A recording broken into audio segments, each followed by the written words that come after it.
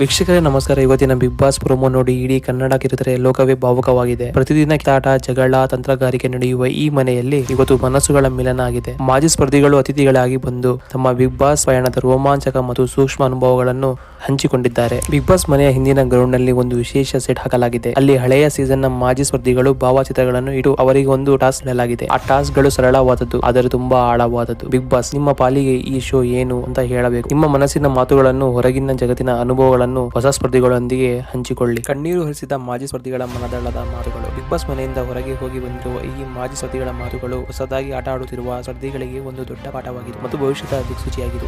ರಜತ್ ಅವರು ತುಂಬಾ ಭಾವುಕರಾಗಿ ತಮ್ಮ ಅನಿಸಿಕೆಗಳನ್ನು ವ್ಯಕ್ತಪಡಿಸಿದರು. ಬಿಗ್ ಬಾಸ್ ಮನೆಗೆ ಬಂದು ಹೋಗೋದು ಇದೆಲ್ಲ ಅದು ನನಗೆ ಸಿಕ್ಕಿರುವ ಅತ್ಯಮೂಲ್ಯ ಬಹುಮಾನ. ನಾನು ಇರಲಿ ಬಿಡಲಿ, ವರ್ಷಗಳು ಕಳೆದ ಮೇಲೆ ನನ್ನ ವಂಶದವರು ಹೇಳಬಹುದು ನಮ್ಮವರು ಬಿಗ್ ಬಾಸ್ಗೆ ಹೋಗಿದ್ರು ಅಂತ. ನನ್ನ ಸತ ಮೇಲೂ ನನ್ನ ಹೆಸರು ಬದುಕಿ ಉಳಿಯಲು ಈ ವೇದಿಕೆ ಅವಕಾಶ ಕೊಟ್ಟಿದೆ. ಇದು ಕೇವಲ ಟ್ರೋಫಿ ಅಲ್ಲ, ಬದಲಿಗೆ ನನ್ನ ವಂಶಸ್ಥರಿಗೆ ಹೆಮ್ಮೆಯಿಂದ ಹೇಳಿಕೊಳ್ಳಲು ಸಿಕ್ಕ ಒಂದು ದೊಡ್ಡ ಮೆಮೊರಿ ಅಂದಿದ್ದಕ್ಕೆ ಹೊಸ ಸ್ಪರ್ಧಿಗಳು ದಿಗ್ಭ್ರಮೆಗೊಂಡು ಕಣ್ಣೀರು ಹಾಕಿದರು. ಮಂಜಣ್ಣ ಅವರು ಸಾಮಾನ್ಯ ಹಿನ್ನೆಲೆಯಿಂದ ಬಂದ ಮಂಜಣ್ಣ ತಮ್ಮ ಅನುಭವ ಹೇಳುವಾಗ ಸಂಪೂರ್ಣ ಮನೆ ವಾತಾವರಣವೇ ಭಾರವಾಯಿತು. ಮೊದಲೆಲ್ಲ ನಾನು ಎಲ್ಲಿಗೆ ಹೋದರೂ ನನ್ನನ್ನು ನನ್ನ ಕೆಲಸದಿಂದ ಮಾತ್ರ ಗುರುತಿಸಿದರು. ಆದರೆ ಬಿಗ್ ಬಾಸ್ ನಿಂದ ಹೊರಗೆ ಬಂದ ಮೇಲೆ ಫಸ್ಟ್ ಡೇ ಗಳಿಂದ ಹಿಡಿದು ಸ್ಕೂಲ್ ಮಕ್ಕಳು ಕುದ್ರವರೆಗೂ ಎಲ್ಲರೂ ಪ್ರೀತಿಯಿಂದ ಮಂಜಣ್ಣ ಅಂತ ಕರೆಯುತ್ತಾರೆ. ಒಬ್ಬ ಸಾಮಾನ್ಯ ವ್ಯಕ್ತಿಗೆ ಇಷ್ಟೊಂದು ಪ್ರೀತಿ ಮರ್ಯಾದೆ ಸಿಗುತ್ತೆ ಅಂದರೆ ಅದಕ್ಕೆ ಕಾರಣ ಬಿಗ್ ಬಾಸ್ ಒಂದೇ. ಇದು ಯಾರನ್ನು ಕೂಡ ಸಣ್ಣ ದೊಡ್ಡ ಅಂತ ನೋಡಲ್ಲ, ಎಲ್ಲರಿಗೂ ಒಂದೇ ಟೈಟಲ್ ಕೊಟ್ಟು ಬದುಕಿನಲ್ಲಿ ಮೇಲೆ ಬರೋಕೆ ಅವಕಾಶ ಕೊಡುತ್ತೆ. ರವಿಕುಮಾರ್, ಬಿಗ್ ಬಾಸ್ ನನಗೆ ಕೇವಲ ಒಂದೇ ಸ್ಪರ್ಧೆ ಆಗಿರಲಿಲ್ಲ. ಹೊರಗಿನ ಜಗತ್ತಿನ ಕಷ್ಟ ಸುಖಗಳೆಲ್ಲ ನಮಗೆ ಗೊತ್ತಿರುತ್ತೆ, ಆದ್ರೆ ಈ ಮನೆಯಲ್ಲಿ ಬೇರೆಯವರ ಮನಸ್ಥಿತಿ, ನಮ್ಮ ವರ್ತನೆ ಏನು ಅಂತ ಬೇಗ ಗೊತ್ತಾಗುತ್ತೆ. ಹಾಗಾಗಿ ನಾನು ಮಾತಾಡಿರೋ ಎಲ್ಲಾ ತಪ್ಪುಗಳೆಲ್ಲ, ನಕಾರಾತ್ಮಕ ವಿಚಾರಗಳನ್ನೆಲ್ಲ